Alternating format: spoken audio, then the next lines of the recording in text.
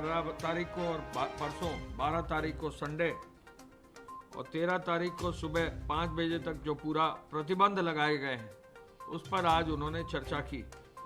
आप सबको मालूम है कि कोविड-19 के प्रसार को रोकने के लिए संचारी रोग जैसे एंसेफेलाइटिस, मलेरिया, डेंगू और कालाजार को रोकने के लिए कल गृह विभाग से मुख्य सचिव महोदय की ओर से आदेश जारी किए गए।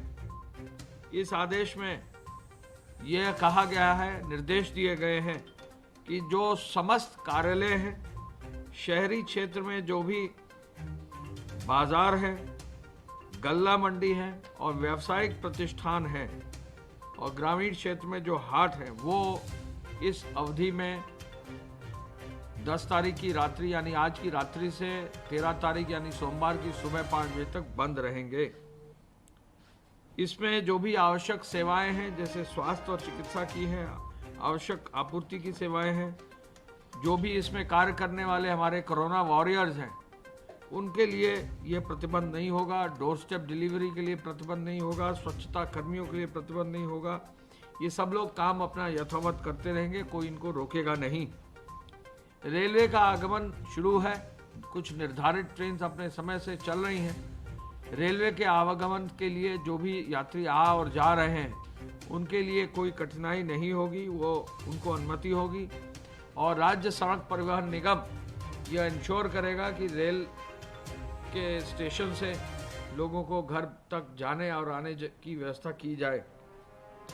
इसके साथ साथ अंतर्राष्ट्रीय उड़ानें और जो डोमेस्टिक फ्लाइट्स हैं उन पर भी प्रतिबंध नहीं होगा, वो यथावत रहेंगी और उनके यात्री एयरपोर्ट तक जा भी सकेंगे, आ भी सकेंगे। मालवाहक सामान्य आवाजाही पर कोई रोक नहीं रहेगी। इसके अलावा 10, 11 और 12 तारीख को पूरा एक जो स्वच्छता और सैनिटाइजेशन का अभियान है, स्वच्छ पेयजल आपूर्ति का अभियान है, इसको भी बड़ी मजबूती से जो है इसका क्रियान्वयन सुनिश्चित किया जाएगा।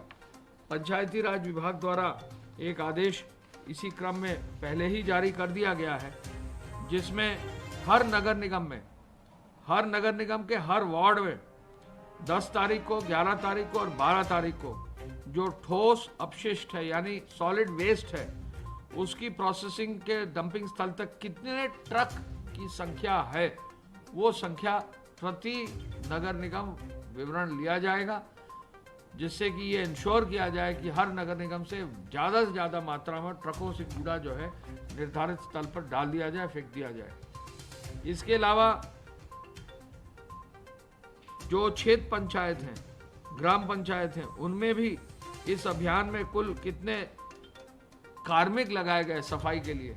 यदि किसी ग्राम पंचायत में 100 लोग लगाए गए तो वो संख्या कितनी है, 10 तारीख कितनी, 11 तारीख कितनी, 12 तारीख को, ये भी विवरण लिया जा रहा है। एंटी लार्वा छिड़काव हुआ कि नहीं गांव में, अपशिष्ट यानी वहां से कूड़ा उठाया गया कि नहीं, क्या गांव में विशेष सफाई अभियान लगाया गया कि नहीं, ये हर गांव की सूचना पूरे प्रदेश में मंगाई जाएगी। और इसके लिए पंचायती राज विभाग नोडल डिपार्टमेंट नियुक्त किया गया है और ये भी अभियान बहुत तेजी से चलाए जाने का निर्देश मुख्यमंत्री जी ने दिया है। मुख्यमंत्री जी ने कहा है कि इस 3 दिन के अभियान में अगर मजबूती से सफाई का, स्वच्छता का, पेयजल आपूर्ति का, एंटी लार्वा ट्रीटमेंट का, बाकी संचारी रोगों के नियंत्रण का, इसके साथ साथ मुख्यमंत्री जी ने ये भी आदेश दिया है कि सर्वेलेंस भी किया जाए। जहां मेडिकल टीम्स गई हैं स्वास्थ्य विभाग की, वो डोर टू डोर जो है सर्वे भी इसमें एक अभियान के रूप में करें।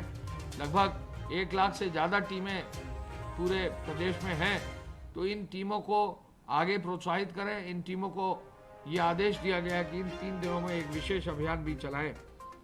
इंडस्ट्री को बंद नहीं किया जाएगा, चाहे वो इंडस्ट्री शहर की हो चाहे देहात की हो, इंडस्ट्री को बंद नहीं किया जाएगा। विशेष रूप से जो कंटिन्यूस इंडस्ट्रीज हैं उनमें किसी भी तरह के कोई प्रभाव नहीं होगा, सभी इंडस्ट्री चालू रहेंगी।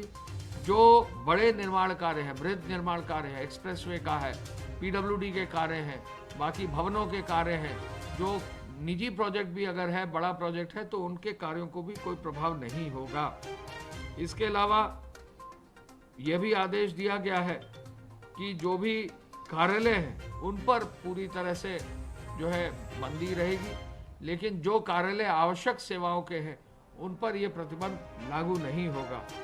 यह आदेश भी दिया गया है कि अस्पताल, मेडिकल कॉलेज, औद्योगिक प्रतिष्ठान और चौराहे पर पब्लिक एड्रेस सिस्टम यानी लाउडस्पीकर लगाकर कोविड को रोकने के लिए, संचारी रोग के नियंत्रण के लिए एक प्रचार करा जाए। कैसेट लगाकर सबको सूचना दी जाए कि कैसे इन बीमारियों से बचा जा सके। पुलिस टीमों को अलर्ट किया गया है, यूपी 112 को अलर्ट किया गया है, मजिस्ट्रेट और पुलिस को एक साथ घूमने का निर्देश दिया गया है। और आपको मालूम है कि 75 जनपदों में वरिष्ठ अधिकारी, नोडल अधिकारी भी तैनात किए गए हैं। तो ये पूरा अभियान 3 दिन का चलेगा, जिसके लिए माननीय मुख्यमंत्री जी ने आज पूरा रिव्यू किया है और इसको आगे बढ़ाने का निर्देश दिया है।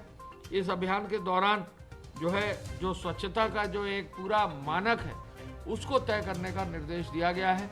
सभी अधिकारियों से, कमिश्नर से, डीएम से, एडीजी से, आईजी से, डीआईजी से, एसएसपी से ये निर्देश दिया गया है कि अपना पूरा जी जान लगा कर कार्य करें और इस पूरे 3 दिन के अभियान में पूरा सहयोग दें। स्वास्थ्य विभाग इसको लीड कर रहा है, नगर विकास विभाग इसको लीड कर रहा है, बाकी विभाग इसको लीड कर रहे हैं।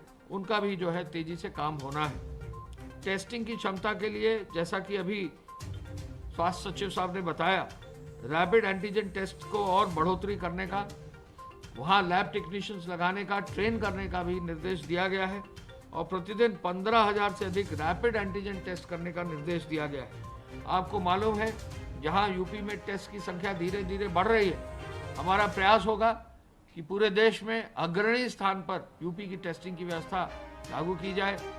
माननीय मुख्यमंत्री जी ने एक जो लैब्स हैं उनके और मजबूत करने का निर्देश दिया है। कानपुर, झांसी, वाराणसी की चिकित्सा व्यवस्था को मजबूत करने का निर्देश दिया है। सर्वेलेंस टीम को मजबूत करने का निर्देश दिया है। एम्बुलेंस सेवा को मजबूत करने का निर्देश दिया है और सर्वेलेंस टीम के रिजल्ट्स के आधार पर जो फॉलोअप है उसके लिए भी उन्होंने निर्देश दिया है। माननीय मुख्यमंत्री जी ने पेट्रोलिंग पर विशेष बल दिया है और ये भी कहा है कि पुलिस की पेट्रोलिंग दिखाई दे, लोगों को लगे कि पुलिस सड़कों पर पेट्रोलिंग कर रही है। हवाई अड्डों पर, रेलवे स्टेशन पर, जैसा मैंने आपसे कहा, कोई प्रतिबंध नहीं होगा और उनके लोगों को आने जाने में कोई दिक्कत नहीं होगी।